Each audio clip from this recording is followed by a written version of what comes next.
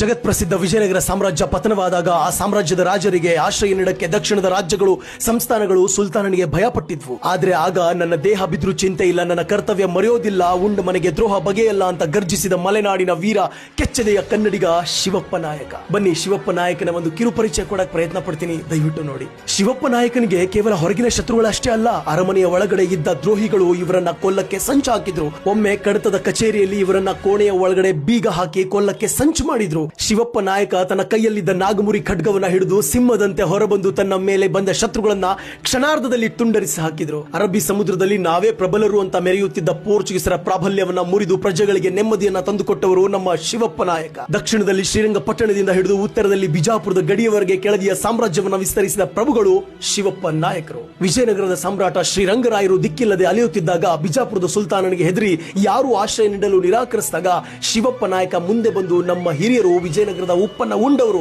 ಕಷ್ಟ ಕಾಲದಲ್ಲಿ ಕೈ ಬಿಡೋದು ನಮ್ಮ ಧರ್ಮ ಅಲ್ಲ ಅಂತ ಘೋಷಿಸಿ ಶತ್ರುಗಳ ದ್ವೇಷ ಕಟ್ಟಿಕೊಂಡು ವಿಜಯನಗರದ ಸಾಮ್ರಾಟನಿಗೆ ಆಶ್ರಯ ನೀಡಿದ ಆಶ್ರಯದಾತರು ನಮ್ಮ ಶಿವಪ್ಪ ನಾಯಕ. ನಿಸ್ವಾರ್ಥ ಭಾವದಿಂದ ಬೇಲೂರು ಪ್ರಾಂತ್ಯದ ಸಕ್ಕರೆ ಪಟ್ಟಣವನ್ನ ಸಾಮ್ರಾಟನಿಗೆ ನೀಡಿದ ಉದಾರಿ ಶಿವಪ್ಪ ನಾಯಕ. ಬಿಜಾಪುರ ಸುಲ್ತಾನರ ಅನ್ಯಾಯದ ಮುತ್ತಿಗೆಯನ್ನ ಚಾಣಾಕ್ಷತನದಿಂದ ಎದುರಿಸಿದ ರಣಧೀರ ಶಿವಪ್ಪ ನಾಯಕ.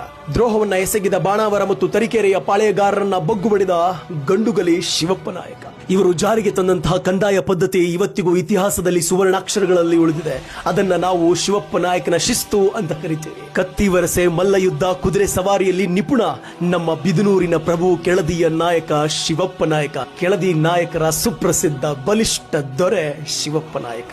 ಈ ಕೆಚ್ಚದೆಯ ಕನ್ನಡಿಗರ ಶೌರ್ಯದ ಚರಿತ್ರೆ ಪ್ರತಿಯೊಬ್ಬ ಕನ್ನಡಿಗರಿಗೂ ಗೊತ್ತಿರಲೇಬೇಕು. ಈ ಮಾಹಿತಿಯನ್ನ ದಯವಿಟ್ಟು ತಗ್ಗಿಸಿ. ಖುಷಿಯಾಗಿರಿ, ಮತ್ತೆ ಸಿಗೋಣ. ಜೈ ಹಿಂದ್, ಜೈ ಭಾರತ, ಜೈ ಕರ್ನಾಟಕ.